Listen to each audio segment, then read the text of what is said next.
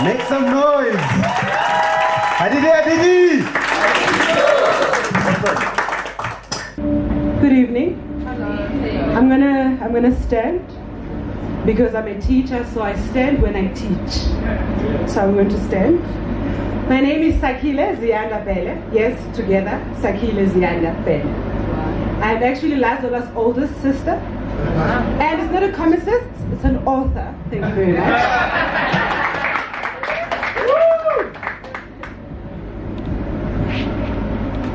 The year is 1999. It's the 31st of December. There's mass hysteria throughout the world. It's called the Y2K bug. Everybody was unsure of what's going to happen when the clock struck midnight. Everybody believed that the whole world was going to end that day, ladies and gentlemen, because every computer system was going to shut down and reset and start from zero. Now, if you have no money like me, but if you're running the world's economy, that might be a problem.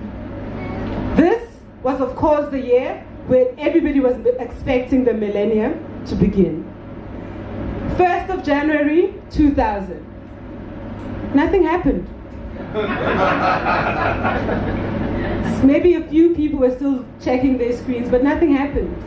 The 1st turned to the 2nd of January, to the 4th, to the 5th, and soon everybody had forgotten. Everybody moved on with their lives. The parents were freaking out about school fees. Their children were miserable about going back to school. I too was miserable that year. That year was my grade 11th year. I too felt the blues of going back to the hostel. Leaving my comfortable couch and my wonderful TV remote and going back to shared communal spaces with 5 o'clock bells. But something happened, ladies and gentlemen, that time. The Y2K bug did not happen for everybody else, but for me and my family, it certainly did. This is the story of us, a 4-part perfect harmony. It was myself, my brother, and my 2 parents.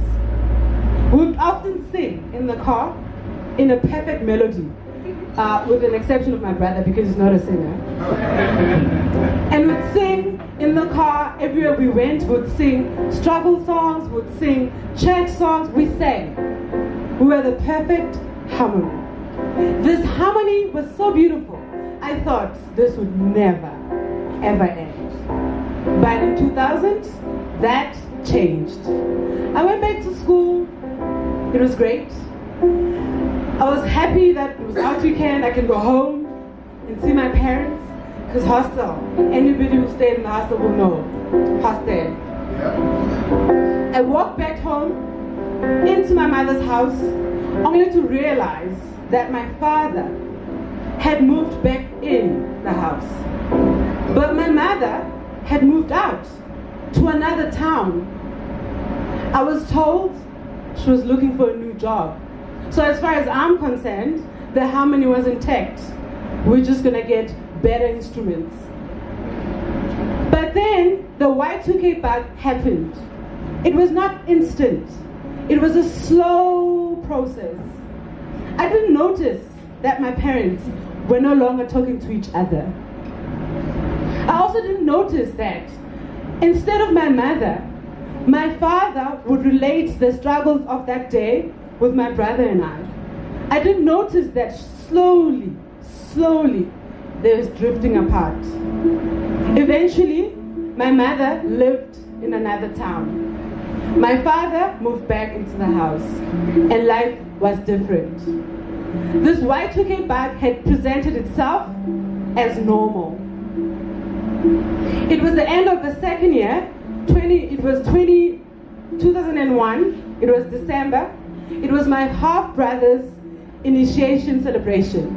He was coming back from the mountain, everybody was excited. We were going to celebrate his safe return home.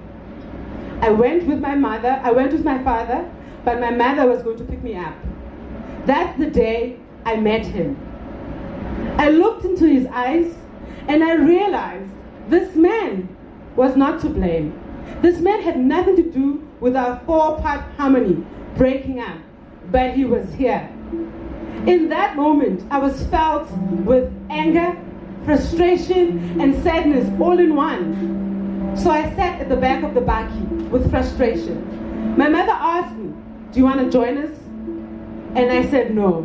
And in that moment, she realized my father hadn't told me. They had separated and divorced 2 years ago, and I didn't know.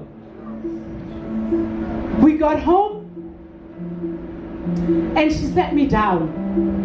The first line I remember she said, "We will always love you. You know we love you, right? But this is what happened. And your father said he would let you know." Nobody told me. My own brother didn't tell me. I went to him and I asked him, "How come you didn't tell me?" And he told me he found out in June that year by coincidence. See, the thing is, we didn't know how to react. Nobody tells you how to deal with divorce. I was in grade 11, so I'm fairly old, right? But nobody tells you what the child is going to react. Nobody tells you what you're supposed to say, who you're supposed to say it to, because we dare not ask our parents. Questioning parents was seen as a sign of, I don't know, disrespect. So we had all these feelings, all these unexpressed emotion, these unexpressed anger. And I saw this man and I thought, he's not to blame. I didn't know, nobody told me. And that's how I found out about my parents' divorce. Till to this day, I cannot actually speak about it. This is probably the first time and the last time I will. Thank you.